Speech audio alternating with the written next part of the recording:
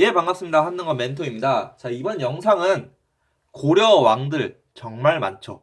하지만 한국사 능력 검정 시험에 나올 만한 왕들은 정해져 있습니다. 즉, 우리가 흔히 왕이 나왔다, 왕 문제가 나왔다 했을 때 왕의 업적을 물어보는 문제들이에요. 그런데 이게 모든 왕을 물어보는 게 아니라 또 게다가 여러분들 한국사 능력 검정 시험용 기본서에 나와 있는 왕들 여러 왕들이 있는데 그게 다 나오는 게 아니라 정말로 최신 경영에 맞춰서 나올 만한 왕들은 딱 정해져 있습니다. 그리고 우선적으로 보실 때 제가 이렇게 박스 쳐놓은 게 있어요.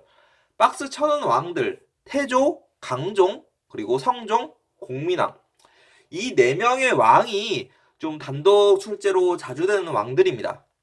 그 외 왕들은 업적이 없거나 또는 있다고 하더라도 아예 다른 문제예요. 그거는 제가 이제 이 영상에서 그 이유에 대해서 이제 설명을 해드리면서 짚어드리도록 하겠습니다. 우선 보겠습니다. 먼저 후삼국을 통일한 고려 태조 왕건입니다. 자, 역분전 건국 공신들을 위해 역분전 지급했고 기인제도와 사신간제도 그리고 빈민구유를 위한 흑창 그리고 이제 이 거란 만복의 사건은 거란이 친하게 지내자고 했는데 낙타랑 그리고 이 거란 사신들을 그 만무교 그러니까 낙타들을 다 그 만무교라는 다리 밑에서 굶어 죽인 거예요. 나는 너희들이랑 상종하기 싫다 이러면서.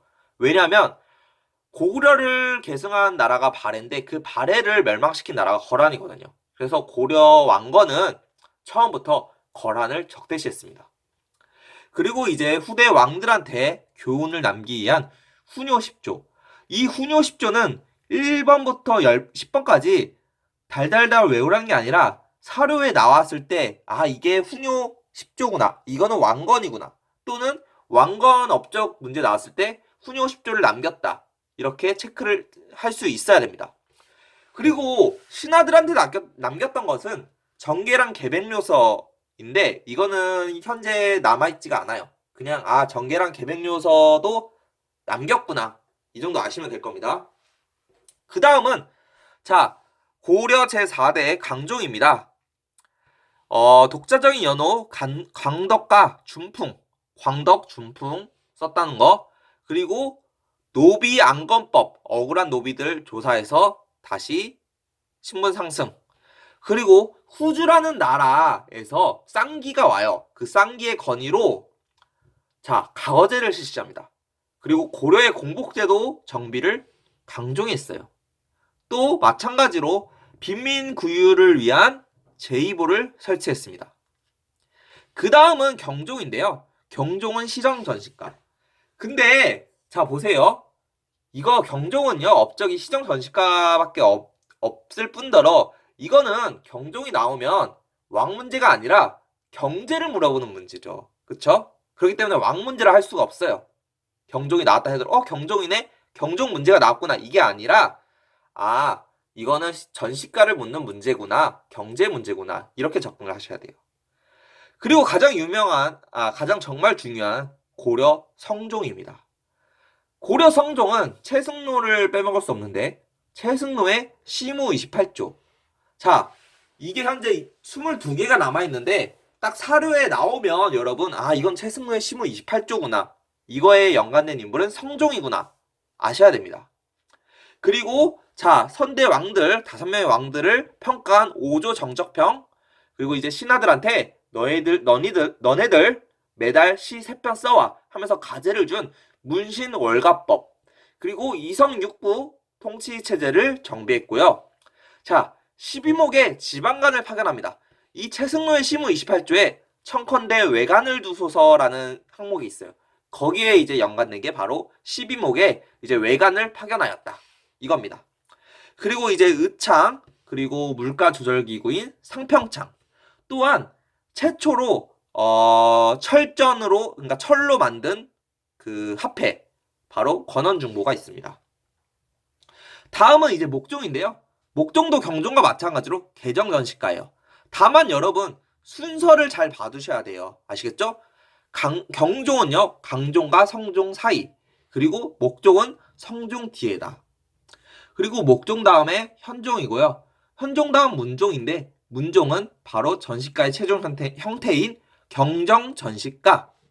그리고 이거는 자, 문화 문제로 단독 인물이 나올 수 있는데 문종 때 채충이란 사람의 그 문헌공도 구제학당 이거를 기억해 두시기 바랍니다.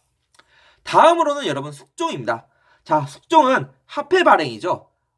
은병, 활구, 해동통보, 사만통보 등을 제조했습니다. 그리고 자, 숙종 때 여진이 쳐들어서 윤간의 별무반 창설, 또한 숙종의 동생이 바로 의천입니다. 의천이 활약할 때가 바로 숙종인 거죠. 하지만 의천이 나온다 해서 숙종 문제가 아니라 의천 문제는 말 그대로 문화사인 의천 문제예요. 고려 스님 문제요. 이렇게 봐야겠죠? 자, 인종은요. 뭐 그냥 이자겸의 난, 묘청의 난. 자, 이자겸의 난하고 묘청의 난이 문제가 만약에 나왔어요. 그럼 그게 인종 문제일까요? 아니에요. 인종 문제가 아니라 이 이자겸의 난과 묘청의 난의 그냥 단독 문제인 거예요. 아시겠죠? 그 다음에 이제 그 이후로 무신정변이 일어났고 그리고 몽골 애들이 쳐들어왔고 결국 고려는 굴복하고 자 이제 충자가 붙은 왕들이 등장하기 시작합니다. 충렬왕, 충선왕 이때는 원간섭기라는 뜻이죠. 시대가요. 그리고 고려 후기구나.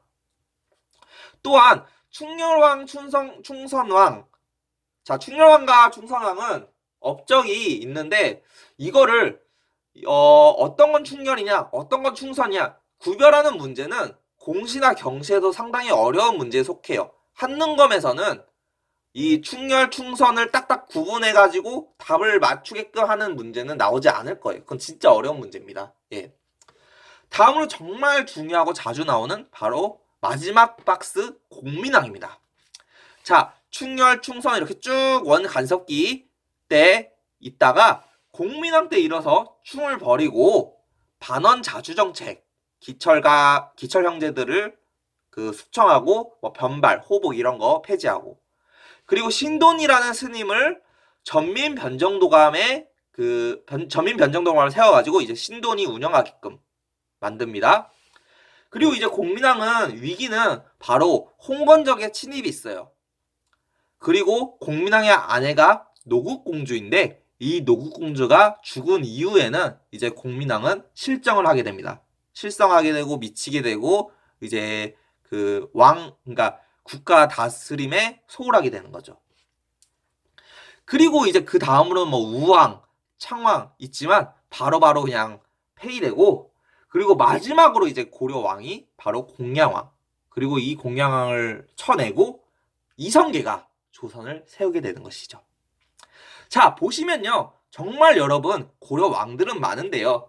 자, 진짜 이 왕들 태조, 강종, 성종, 이 공민왕 자, 왕의 문제는 바로 이 4명의 왕들만 하시면 되고 사이에 껴있는 경종, 목종, 현종, 문종 자, 시기를 잘 잡는 거 그리고 경종하고 목종하고 문종이 나오면 전시가 문제지 이거는 왕 문제가 아니다. 경제 문제다.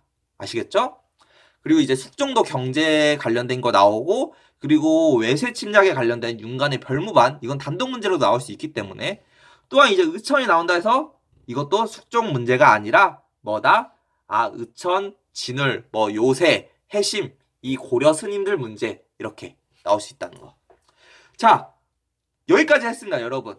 정말 왕들 많은데 진짜 이 한 페이지에 그냥 딱 나와 있는 지금 여기 A4 용지에 써져 있는 왕들만 공부하셔도 큰 어려움은 없으실 겁니다. 들어주셔서 감사합니다.